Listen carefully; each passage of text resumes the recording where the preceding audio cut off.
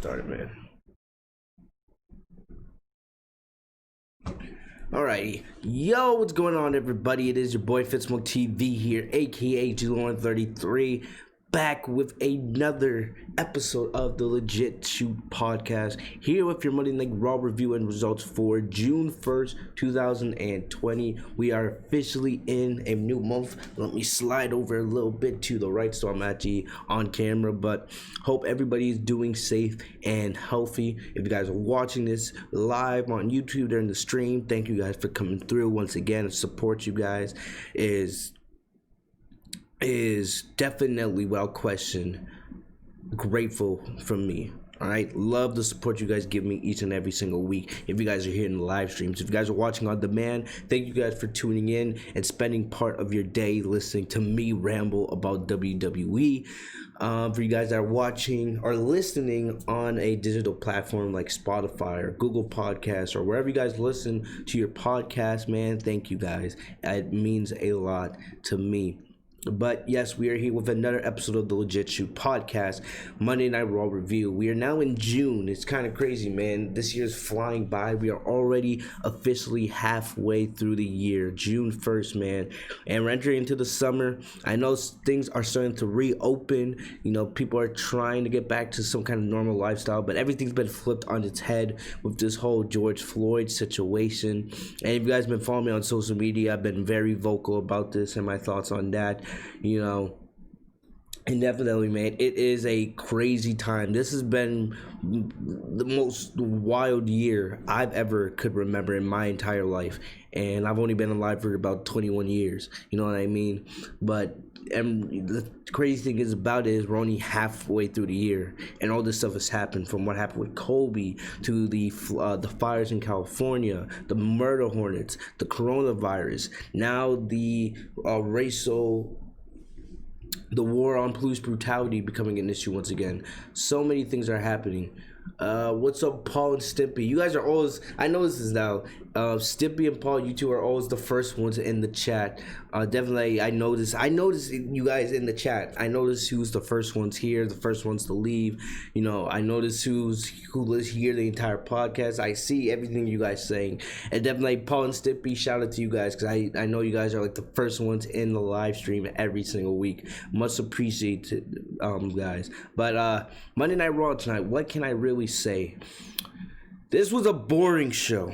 All right, it wasn't a bad show. It did its job. It built towards backlash. The big matches like Bobby Lashley and Drew McIntyre, Edge and Orton, you know, Asuka and Nia, they all had, you know, they were built tonight. But the show was just boring. All right, it just was boring. Just nothing really happened that captured my attention. You know, I'm gonna be honest with you guys. You know, probably the best part of this show, if that's my opinion, the best part of this show was freaking Samoa Joe on commentary. And I feel like Samoa Joe on commentary tonight was absolutely spectacular, especially during the last couple matches, like the Asuka and Charlotte Flair match. His commentary was just great. It was beautiful, and I feel like the commentary that he gives, and the fact that he does commentary better than the guys that actually went to school to become sportscasters. I'm talking about those clowns like Tom Phillips and Byron Saxon. You know, they went to school to become sportscasters. They studied this. The fact that Samoa Joe, who's supposed to be a full-time wrestler, right now he is the full-time Raw commentator, you know, replacing Jerry the King Lawler. The fact that he can do it better than those clowns, it's crazy. But either way, guys, I want to thank you guys for all joining me here tonight. Like I said, Raw was boring. We are on the road to backlash. You know, it is going to be a busy week here on the channel. We got our normal slate of videos, WWE Raw tonight, as you guys are watching right now. We have SmackDown on Friday. We have NXT. We also have NXT in your house. Yes, NXT in your house is on Sunday, and I will be doing a review for TakeOver this Sunday right here on the Legit Shoot podcast. So probably what I'm going to do is probably going to do a NXT review on Wednesday. No AEW, but a NXT review on Wednesday. I'm also going to give you guys my predictions for In Your House on that same podcast. So we'll review NXT. It probably won't take us too long, and then we'll also do a little bit of a prediction preview show on that podcast as well. Maybe I'll do the review first, then the predictions, or I'll do something else. Maybe I'll like go through the show, and then while I'm reviewing the show, I'll talk about the matches and give you guys my predictions for that. But yes, we have the Raw review tonight. We have our SmackDown review on Friday.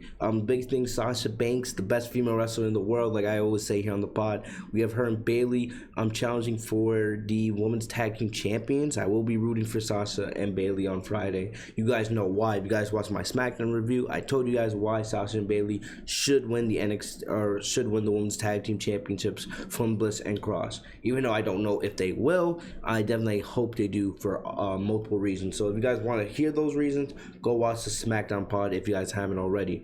And then of course Sunday NXT in your house. Plus we have our normal scheduled videos. Got my anime stuff for my anime fans. But either way, we're gonna talk about Raw here tonight.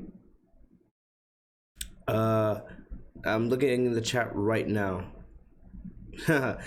Christopher Carter says, "Wow, boring show. I can book a better show on WWE 2K18, 2K19."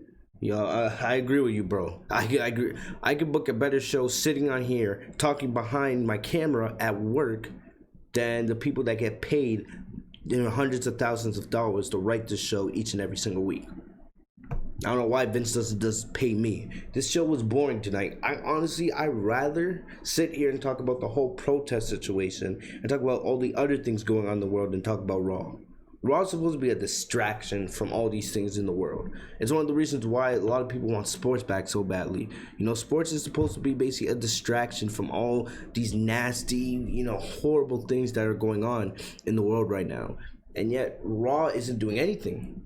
It's not. This show was boring tonight. SmackDown, at least SmackDown, it seems like Bruce is actually trying a little bit on SmackDown. With the Sasha Banks and Bayley storyline, you have the Jeff Hardy situation, you could basically, at least SmackDown has a couple things going for it. They're building up Sonya Deville.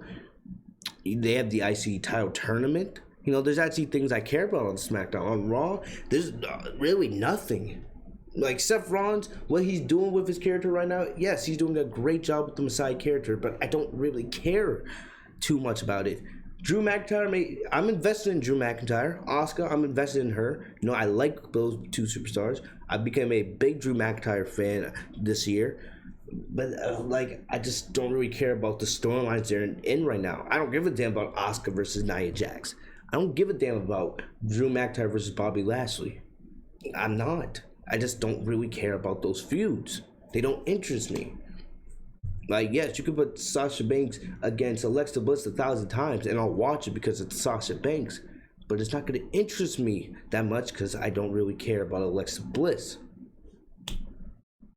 What else? Everyone was, cream pieing JD, and I did the video on JD versus Alexa Bliss.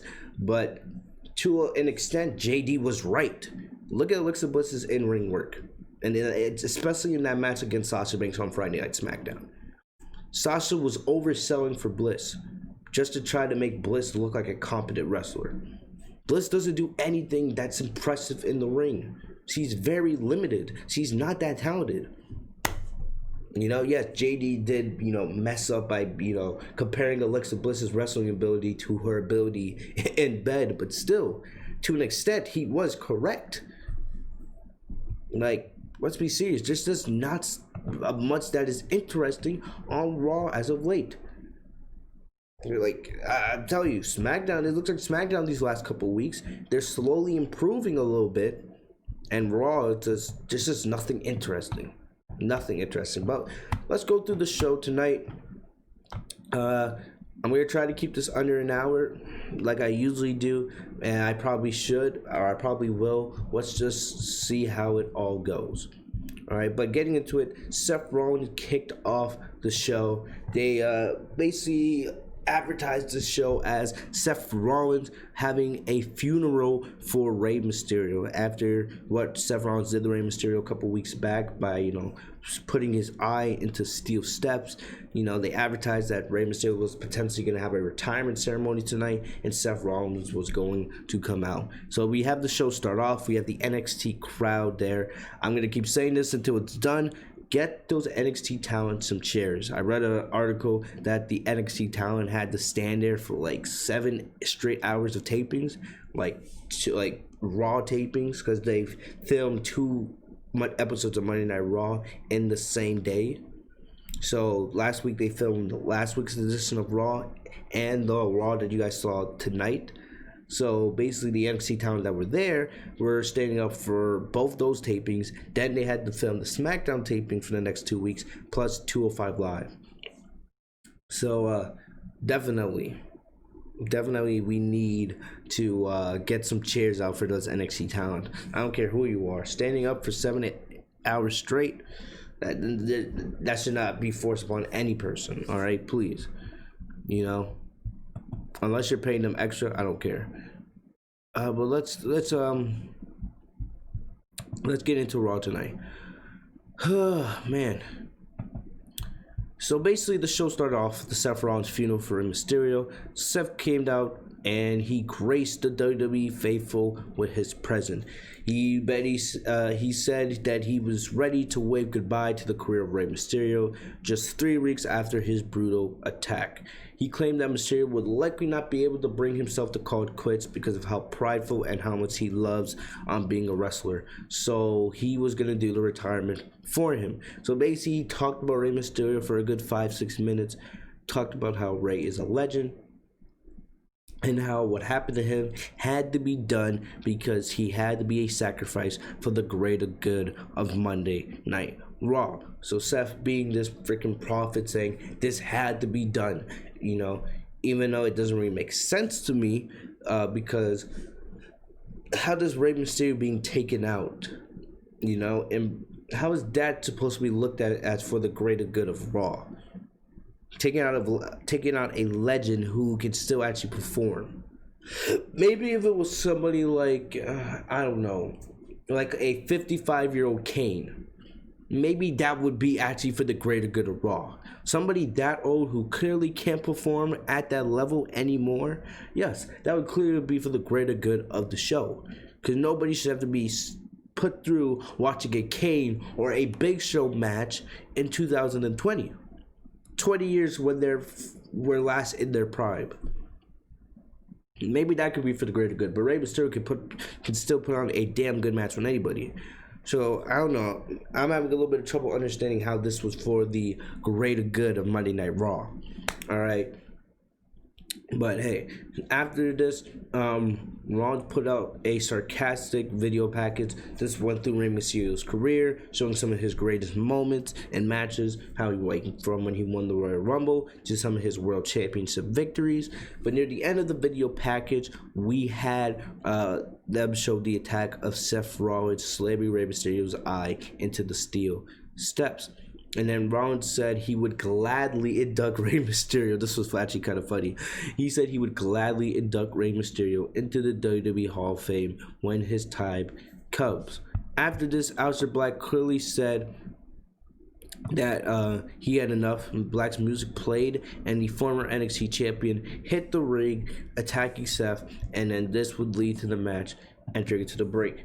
You know, look, the promo didn't make much sense, but honestly, it doesn't really matter because the way Seth delivered it, he delivered it in a way that was actually kind of believable. Somebody like me that looks deaf at these types of things would clearly see that, hell, this doesn't make any sense at all. What Seth was saying, taking out Rey Mysterio, how is that for the greater good of Monday Night Raw? It doesn't make any sense in anybody's mind. But the way Rollins has delivered it, he did a really good job. I'll compare Seth Rollins to Bayley. Both of them were two of WWE's top baby faces last year. Seth was Universal Champion. Bayley was SmackDown Women's Champion. All right.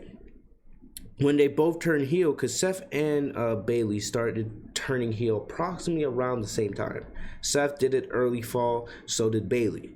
Bayley still has been SmackDown Women's Champion this entire time. Seth clearly lost the Universal Championship, but both have really, settled into their new heel roles. We never really thought that Seth would turn heel again, especially back in 2018 when he was on that monster run as a babyface, when he was putting out classics with Finn Balor and Dolph Ziggler over the IC Championship every single week. Bailey, you thought Bailey would never turn heel. She was just one of those characters that you thought could be the female John Cena. So when both of them turned heel around the same time, we were like, can this work? But here we are, close to, nearly 9 months later, and both have really settled into their new heel roles quite nicely. Seth, definitely you can feel like he's making that Messiah character his own. One thing that I would like to see is I would like to see him gain some more followers, make his, Messiah following, like, kind of, and I'm not comparing Seth Rollins to Jesus in the Bible, but in a way, like Jesus in the Bible, he had like 12 disciples. Have Seth Rollins gain some more followers. Actually make this guy look like a cult leader on WWE TV. And the way I would do it is have Seth pretty much dominate Monday Night Raw for most of this year. And then near the end of the year, once we get into the fall, right?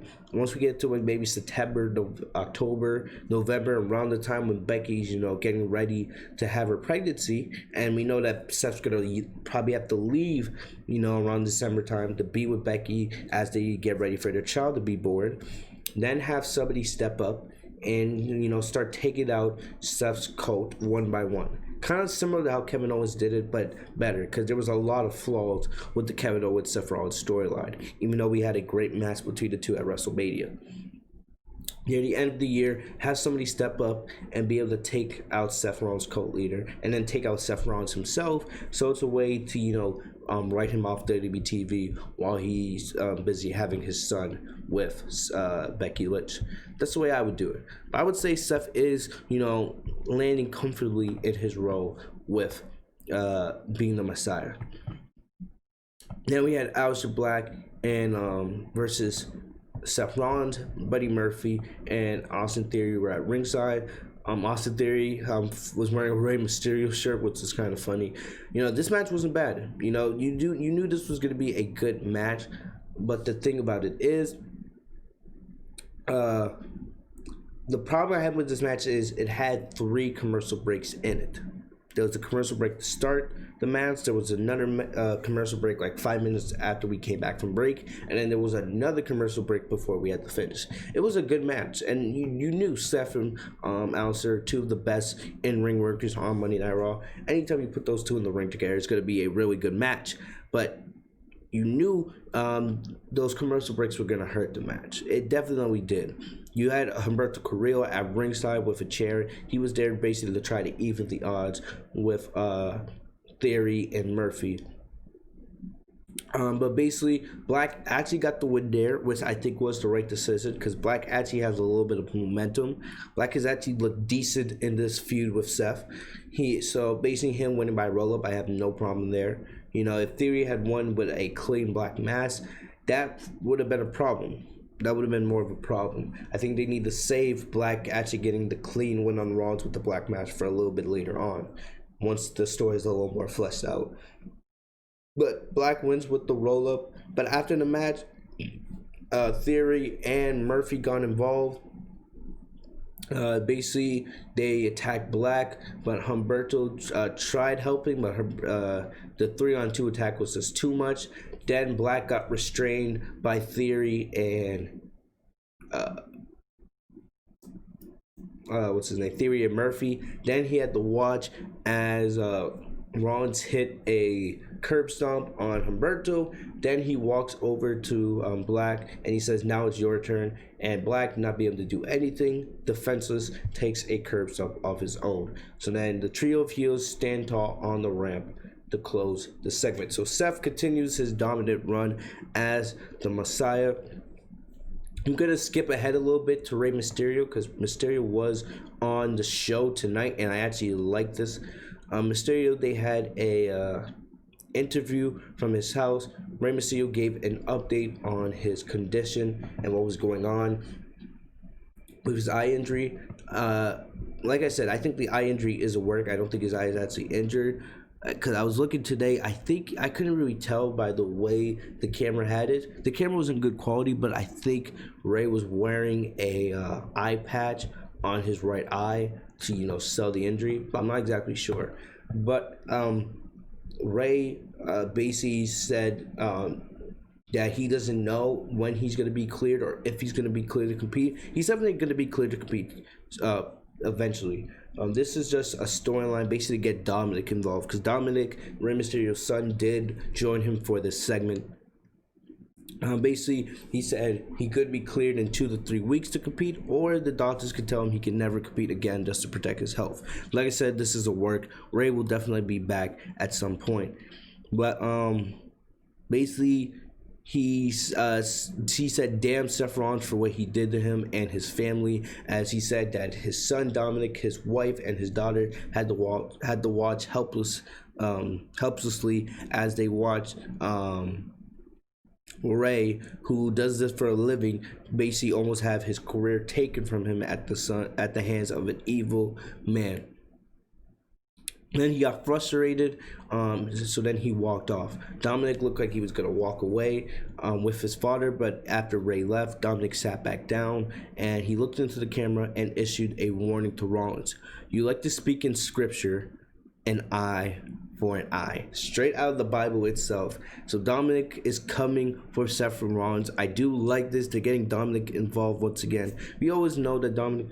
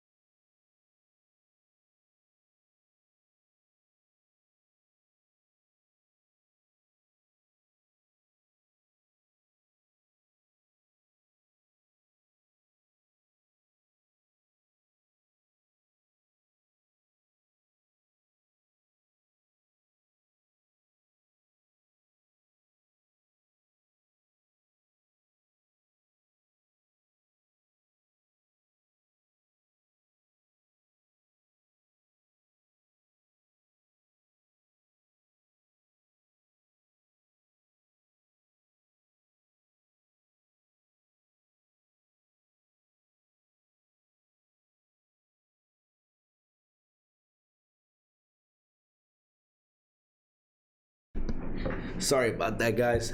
I had to answer a quick call real quick. All right, my bad. All right, but getting back to what happened. It was basically one of my coworkers telling me he was gonna be a little bit late for work tonight. But anyway, yeah, like I was saying, Dominic. I like Dominic getting involved in this whole thing because you guys remember when we had Dominic get involved in the whole Brock Lesnar situation? I loved that. I really did. The Brock Lesnar versus Rey Mysterio, that feud, even though that feud was only for about a month, well, it was actually for about 2 months. A month and a half, 2 months there, back last year. I think that was back around Survivor Series. That was one of the best feuds of the entire year. Best feuds. Having Dominic get involved, seeing Brock Lesnar absolutely destroy Dominic and Rey every single week on Raw, and then Rey versus Lesnar for the WWE Championship at Survivor Series, one of the best main roster matches all year. That at the end of the match when Dominic got involved and they did like the double 619 and they did the double frog splash, and it actually looked like Rey Mysterio was actually about to win the WWE Championship. I legit thought that Rey was going to win the WWE title in that moment. I would have no problem with it because it was a fantastic moment. It was actually, like I said, I always say this, when Brock Lesnar is serious, that's when Brock Lesnar is at his best. But either way, man, I liked what they did with Dominic. Now it seems like Dominic is getting back involved in this situation with Seth Rollins, and I could definitely get behind that. Dominic has some talent. He definitely does. We know that he wants to be a professional wrestler, and his dream is to one day be in the ring with his father. So definitely seeing him get involved. They could do stuff like Seth attacking Dominic and Dominic being sacrificed for the greater good, or they could do something like Seth saying Dominic having to be punished for Rey Mysterio's sins. There's lots of different ways they could take this, but definitely I like that Dominic's getting involved. It's getting me a little bit more interested in the story, and I'm definitely eager to see where they go with this. So we had Shawn Michaels, and I hated this. I really hated this. I hate that they're trying to advertise Randy Orton versus Edge as the greatest wrestling match of all time. I really do hate that, because all of us know that it's not going to be the best match of all time. It's not going to be the best match of this year. It's not going to be the best match of this month. It won't be the best match on Backlash. It might be a good match. It might be even really good. But the thing about it is, best match of all time? Really? Is this what it's come to? It's going to be that uncreative? These are the labels that you have to put on something? It's bad enough when we have stuff like Super Showdown and Greatest Royal Rumble, and they say Greatest Royal Rumble ever, or Best in the World Tournament. Stuff like that. This is something you would see on one of those Saudi Arabia shows. Now we're seeing this actually build as for a fucking pay-per-view, and this will probably be if you look at it, you look at the card for Backlash. We have Drew McIntyre versus Bobby Lashley, Strowman versus Miz and Morrison. Those matches don't really look like main event matches to me. This will probably be the main event of Backlash, Orton versus Edge, and I'm not hyped or excited for it at all. Randy Orton cut a damn good promo tonight. And, if we were, judging these matches based off the promo work, yes, these would be the best matches of the year. But it's not. And we know it's a match that's far, the way a matches look is looked at far differently than just the promos. There's the in-ring work. There's the overall story.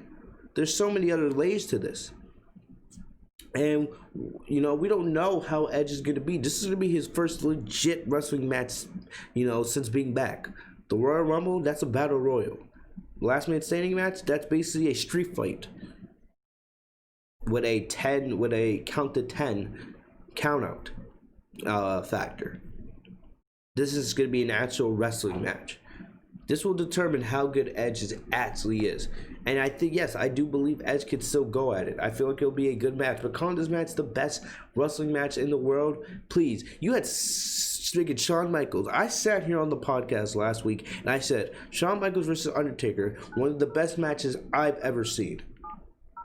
One of my favorite matches of all time. Right up there with Sasha Banks and Bayley, Johnny Gargano versus Adam Cole. One of my favorite matches of all time. And you want to sit up here and try to make us believe that this could be the best match of all time? You have Shawn Michaels up there saying Randy Orton versus Edge, potentially the best match ever. Do you think Ric Flair? Do you think Kurt Angle? Do you think Shawn Michaels are arguably the three best wrestlers of all time in WWE history? Do you honestly think they believe in their hearts of hearts, when they go down to sleep at night, they are honestly thinking Randy Orton versus Edge, Backlash 2020, this is going to be the best match ever? Hell no. Hell no. Shawn didn't believe a single word that he said in that ridiculous video promo that he did tonight. Hell no. Alright? He only said because WWE pays him to say it. WWE pays these legends to say this nonsense. It's so bad. It is bad, man. I hate it. I really do. But Shawn Michaels comes out and says, basically, I can't wait to see the match, all this other nonsense, and basically that his pick was Edge. He had Edge winning this match. So, whatever. But best match in the world, stop it. It's really sad that WWE is really, getting legends like Shawn Michaels and Kurt Angle and Ric Flair, to actually come out and say this nonsense. Next up, we had Apollo Cruz come out, the new United States champion. All right. And it was advertised going into the show that Apollo Cruz would have his first championship defense as United States champion. And, you know, the whole stipulation behind it is Apollo would be picking an opponent of his choosing, which is kind of unique. You know, there's not often when you have a champion come out and actually challenge a superstar to a title match for their actual championship. Usually it's either the other way around or it's an open challenge, like John Cena used to do for the United States Championship, or like how Cody Rhodes is doing in AEW for the TNT Championship. But Apollo came out. She was interviewed by Caleb Braxton. And basically he expressed a lot of gratitude, and you can still tell he was so emotional and excited about his win last week. I was very happy for him, and I said on the podcast last week, I just hope that WWE books Apollo Cruz as a credible champion. And basically he was getting lots of cheers from the NXT faithful, just like he was last week. And then he issued a challenge to Kevin Owens for a shot for the championship. So I'm sitting here and I'm like, yes, this is what I like to see. This is what I want to see. Apollo Cruz versus Kevin Owens for the United States Championship. I'll take that. That should be a damn good match. A really good way to start off Apollo Cruz's United States Championship run. I said for weeks I would love to see KO in the United States Championship picture after he beat Seth Rollins at Mania. You know, because it's been forever. We haven't seen KO in a championship match since I think when he faced Kofi Kingston last spring, back in 2019, back when he was still a heel. This was like right before he turned babyface against Shane McMahon. But basically Owens came to the ring and said, you know, he didn't want to take an opportunity out of pity because he did lose to Angel Garza last week. So I liked how KO said this, because KO basically came out and said, oh, I don't deserve this championship opportunity, even though I'm not one to, you know, decline a championship opportunity. I don't really deserve it. I lost my match last week. And Cruz corrected him and said this was out of respect. Owens expressed gratitude, but he also expressed guilt, because he said that by Cruz issuing this challenge, he was basically going to end Cruz's title reign so soon after it started. But, you know, I love Kevin Owens, man. The guy, he doesn't pull any tricks. He tells you what's on his mind and what he plans to do. So basically, Owens dominated the first part of this match, and it looked like there was a chance. For a second there, I thought, are they going to give KO a quick 3-minute victory over Cruz? But Cruz kicked out. Then there was a point in this match where it looked like for a second KO hit Cruz in the leg. At first, some people on Twitter thought it was a low blow, and they was like, no, Owens is a babyface. Why would he do that? But it was by the legs. But the thing about it is, Cruz acted like he was injured, but he did this just to sucker punch Owens in. But this was a really good match. Near the end, Owens went for a senton, but Apollo got up the knees. Then he hit Owens with a powerbomb. Owens kicked out. The match continued, but Angel Garza and Andrade rushed the ring to call a double disqualification. I hate when WWE does this. I do really like Angel Garza and I like Andrade, but I hate when WWE does this. It's pure laziness and it's uncreative. When I see this, this is just like WWE gave us this match just because they wanted to fill time on this show, because it's 3 hours and they have nothing better to give us. I absolutely hate when WWE does this. I really do. Cruz versus Owens. They could have got 20 minutes, gave us a damn good match. And then you could have Apollo pick up the victory to let him get his United States Championship reign to a good start. Then you have the stupid casuals on Twitter saying, oh, Cruz didn't lose the title tonight. He's still the champion. Alright, he has the championship advantage. Blah, blah, blah, this, blah, blah, blah, that. Why can't you just be happy? No, that doesn't help the title. It's uncreative and laziness. It's something WWE does every single time. How many times have we seen WWE pull this nonsense? They give us a damn good match just for the end in the disqualification. If you're going to put the match in the disqualification, why book the match at all? If you really wanted to give us Cruz and Owens going up against Andrade and Garza in a tag team match, why didn't you just do a segment where, I don't know, Apollo comes out celebrating his U.S. Championship victory. Andrade and Garza come out. Andrade clearly being unhappy with losing the title next week. Then it looks like he's about to get set up for a 2-on-1 attack. Owens comes out to make the save, and then you can do a 15-20 minute tag team match. If that's what you want to do something like that. Don't give us a championship match to end in disqualification, especially when we are this early in Apollo's reign. That doesn't make him look like a credible champion. It's pure laziness if you ask me. And I hate when WWE pulls this nonsense. I really do. It reeks of laziness. So we come back to the match, and it turns into a tag team match. Garza and Andrade dominated the match. They isolated Cruz from Owens. Then they went after Owens and went after his injured knee. Then near the end of the match, Garza took out Owens at ringside, but back in the ring, Cruz was able to shake off the beating he took in from Andrade and delivered a powerbomb to Andrade for the victory. So Andrade gets pinned clean for the second week in a row. So I don't know what's going on with Andrade. I don't know if WWE wants to set him to the main event or put him up to the card, but he's now been pinned clean by Apollo 2 weeks in a row. So I don't know. I don't think Andrade deserves a rematch. Maybe we get Apollo versus KO in a rematch, in a clean rematch with no disqualifications. Maybe they set up Apollo versus Angel Garza. I wouldn't mind that because you guys know I really do like Angel Garza. I don't know. It's not that I didn't like the match. It's just I didn't like how we got to the match. Why did we have to get to the match with this kind of nonsense? Guys, see what I'm saying? Why do we need a disqualification in the United States Championship match? If you're going to give us a tag team match, the United States title match should have never happened.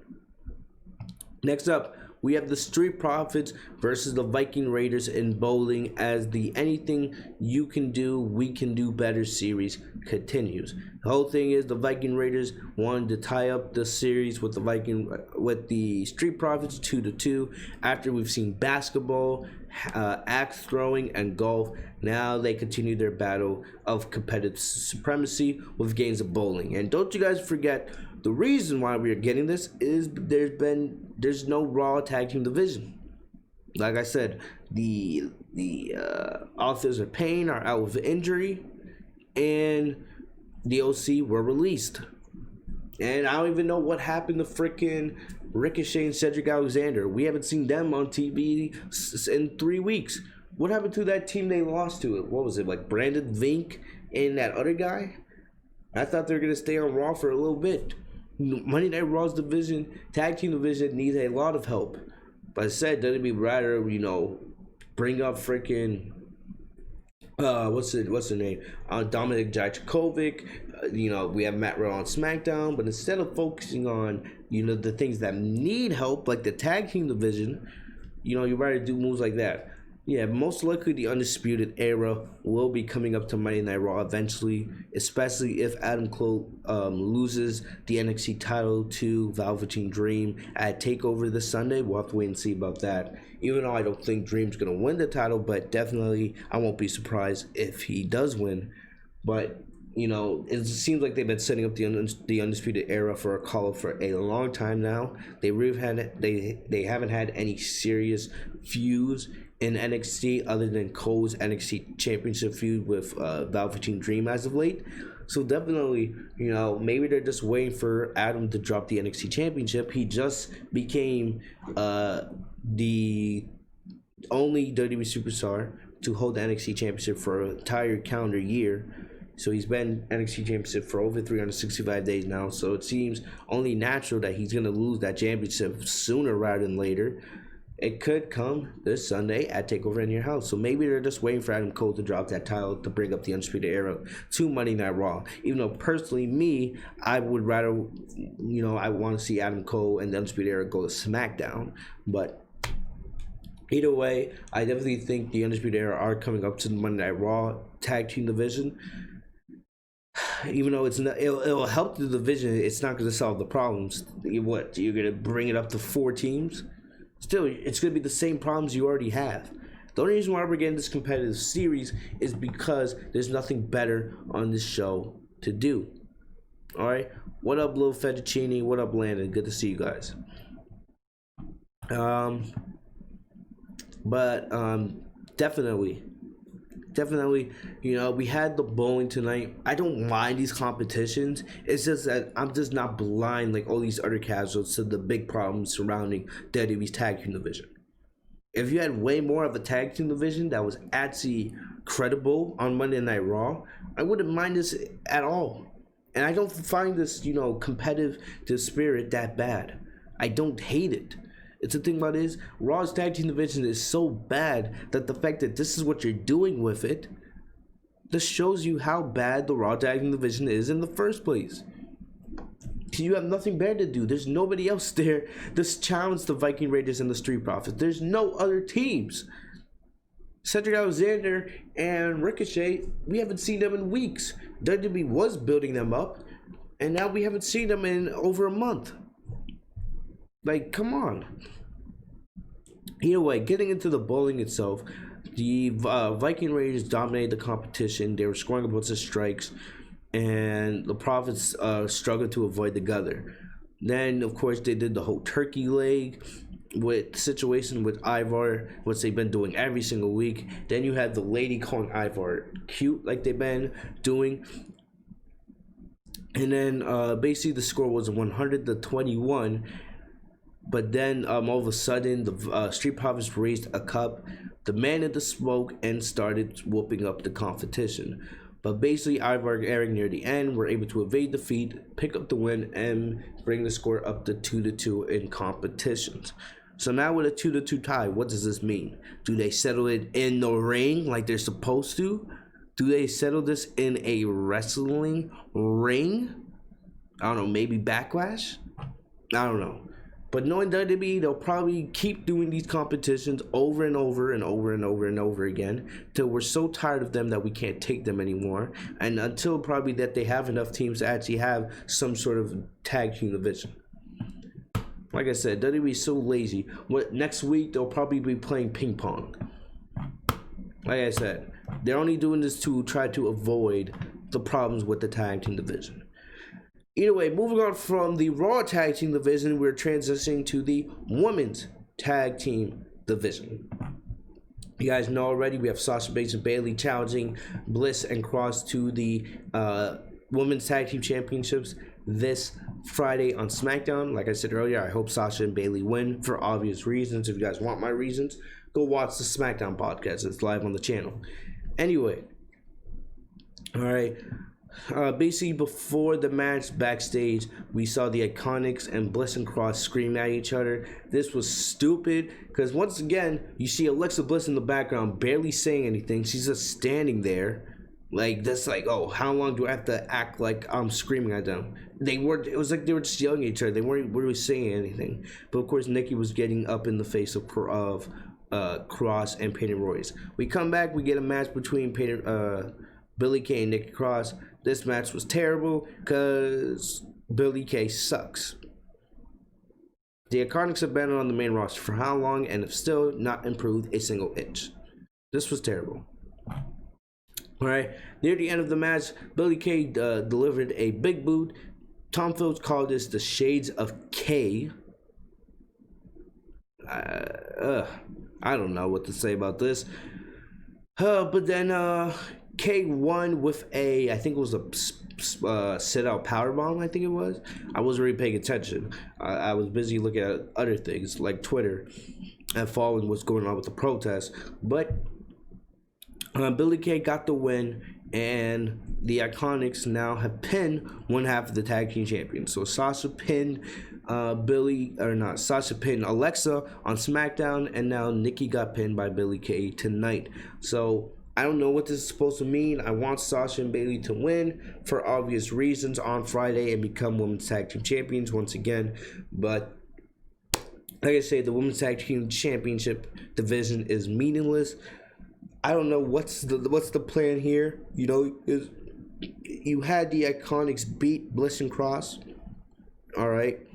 So I don't know. We'll have to wait until Friday on SmackDown to see if Sasha and Bayley do become tag team champions. But I don't know. because it seems like they're continuing this rivalry between the Iconics and Bliss and Cross. Not that I care or anything, but I don't know. And another thing, I said this last week, we've seen Bliss and Cross how many weeks on SmackDown now? I mean, on Raw. They've been on Raw the last 4 weeks. I don't know. Either way, okay, I'm getting a call. Hold on, I'll be right back.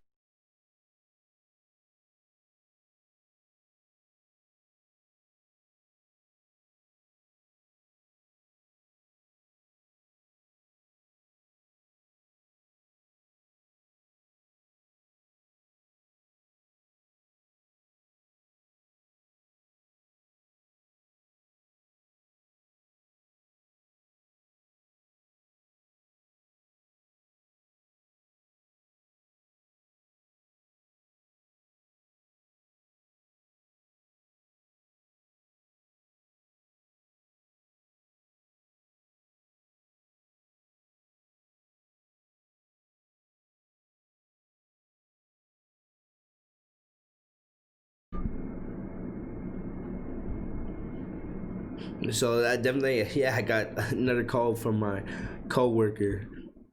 A lot of stuff is going on tonight. Anyway. Oh, Tavon, I see what you say. The Iconics might just come to SmackDown and cause a DQ. I would actually get mad if they did something like that, even though it would make a little bit of sense, because the Iconics could just say, hey, we want to be the ones to take those titles off of Bliss and Cross. But then WWE could just do something like just book a triple threat between all three teams.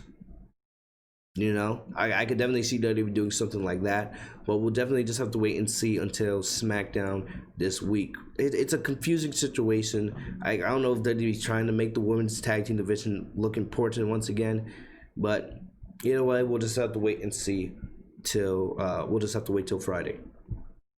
Kairi Sane versus Nia Jax. Nia Jax came out before the match. She cut a very quick promo talking about, woe is me. She tried to play the victim here, basically talking about how she was being attacked by the best friend duo, and the only reason why Asuka's champion is because Becky gifted her the title, even though it makes no sense in my opinion. Because the way I see it is, Nia's sitting here bitching and complaining how, Asuka was gifted the championship. But like I said, Nia was in the same match. Shayna, Dana Brooke, Carmella, all those, Lacey Evans, all of them, they were all in the same match. And Nia had won the briefcase. And Nia was the Raw Women's Champion. Would she be complaining that Becky gifted her the title? No. Alright? So this whole woe is me crap was terrible. Terrible, alright?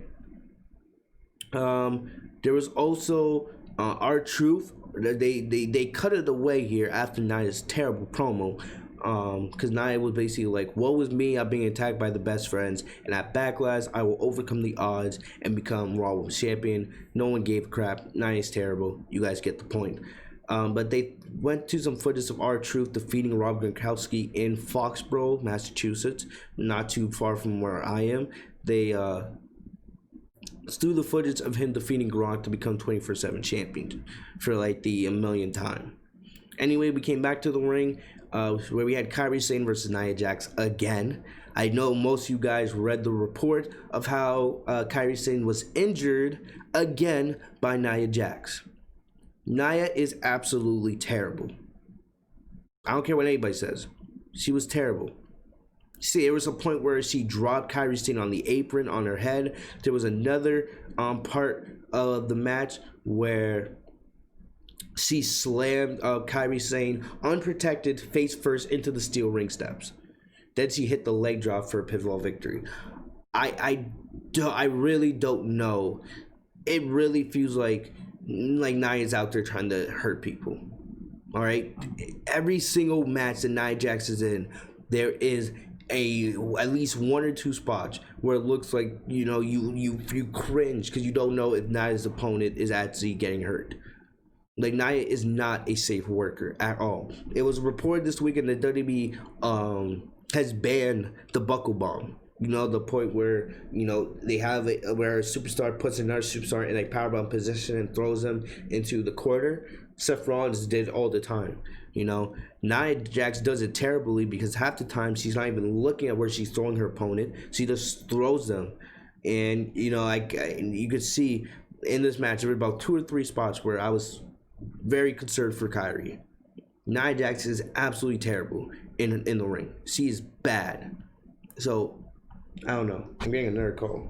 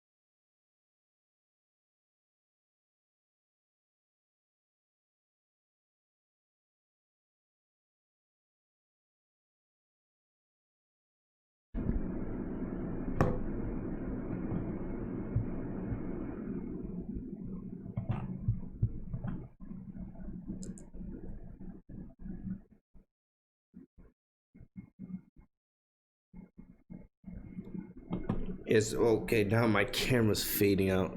I don't know. We're getting a lot of interruptions on today's podcast.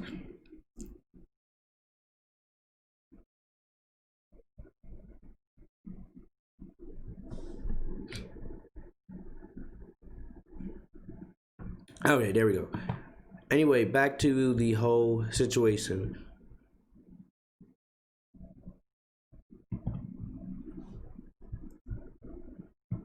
Anyway, back to what I was saying. So the whole Nia Jax situation.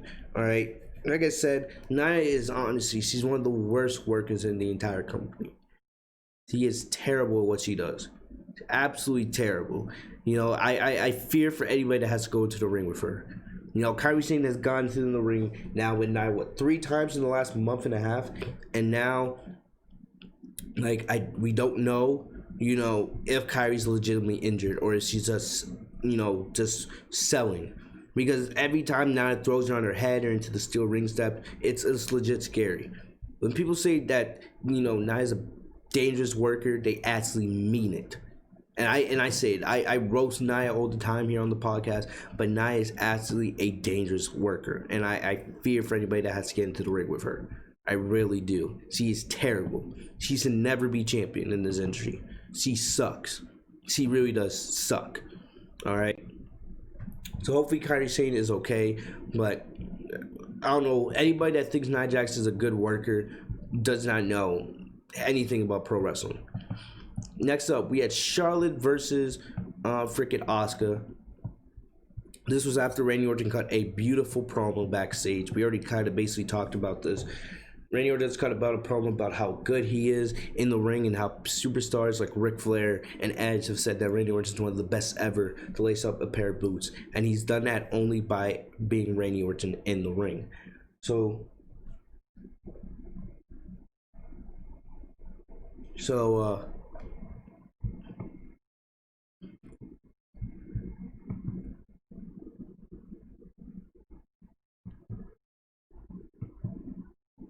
So now, basically, Orton said at Backlash he's gonna prove it when he defeats Edge, and that was that. Then we had Charlotte come out. Ooh, I get so excited every time Charlotte's in the ring. So excited, right? Charlotte comes out and she talks about how she's gonna defeat Rhea Ripley and Io Shirai at TakeOver in your house. She also talked about how all the fans in the crowd, all the NXT talent in the crowd act as fans, how they all wanted to be on Charlotte's level one day, how they would all want to bow down to the Creed. She also talked about how Asuka had done the same exact thing multiple times in the past, you know, clearly referring to WrestleMania 34 and, you know, WrestleMania 2 weeks before WrestleMania 35, their battles over the SmackDown Women's Championship. So Asuka comes out, and this was a really good match. You knew this was going to be a really good match. The only problem I had with this was the finish. This was probably the best thing on the show tonight. Charlotte versus Asuka. You know, Samoa Joe's commentary during this match was beautiful. He did a really good job commentating and giving his opinion on the submission moves and the way each competitor was powering up, using everything in their arsenal to try to get a leg up on their competition. The near falls, the reversals, the submissions. And you could tell that they have really good chemistry with one another. And this was a really good match. All right, but the ending was terrible. All right, right as we're getting to the finish, Asuka music starts playing on the PA, and then Nia comes out and she has Asuka's face paint on there, and it was just so bad. She starts doing Asuka's entrance, and she looks like a complete fool. All right, it looked crazy. Ooh, I hit my funny bone on the freaking chair. Now my arm's numb. Anyway, it was cringe. And it really hurt what was being a really good match here. And I hate it. This is another instance of how bad Nia Jax is. Nia came down and Asuka went to attack Nia, forgetting that Charlotte was in the ring. Nia hit a clothesline and then attacked Asuka, causing a disqualification. Asuka wins from disqualification. I just hate how the match got... Actually, no. Asuka didn't win the match from disqualification. Charlotte won the match from countout. That's what Bleacher Report is saying. Either way, who cares? I just hate how the match ended. It just another way. WWE Creative just ruining a really good match here, man. I hated it. I really do. It was an unnecessary finish, and man, I hate it. And last but not least, we had Drew McIntyre versus MVP in the main event. And there wasn't, I don't know if there'd be, you know, something went wrong with the editing or something, because the show cut it off a little bit early tonight. I didn't really care about the match, about MVP versus McIntyre. Basically, there was nothing special about this. You had Lashley and Lana down at ringside, but McIntyre won with a Claymore click. So McIntyre continues to look dominant as WWE champion, but after the match, McIntyre gets hit with the full Nelson, and then the show is faded to back. So I don't know if it was a screw up, but like what I said once again, I just can't really make myself care about this match. I just can't. I don't care about Lashley versus McIntyre. It could be a good match, but they haven't done anything for me to legitimately care. I don't know. Other than that, guys, that's about it for tonight's episode of the Legit Shoe Podcast. I do apologize for the interruptions. Remember, I am at work, so I definitely have to answer calls if I get them. But either way, hopefully you guys still enjoyed the review tonight. Thank you guys for joining me here once again. Raw tonight. It's just a boring episode, nothing really for me to care about. But other than that, guys, that's all I got for you guys today. Thank you guys for joining me here on the podcast. If you guys didn't check out the SmackDown review, it's live on the channel. Like I said, we will have the Raw review tonight, SmackDown on Friday, NXT review on Wednesday with NXT In Your House predictions, and Sunday, we will have the NXT In Your House review right here on the podcast. Thank you guys for the love and support once again. If you guys are new to the channel, like, comment, subscribe, enable notifications by clicking the bell next to my name, Fitzmonk TV, so you guys are notified every time I post a new video. I'll see you guys later. Have a great day, guys. Peace.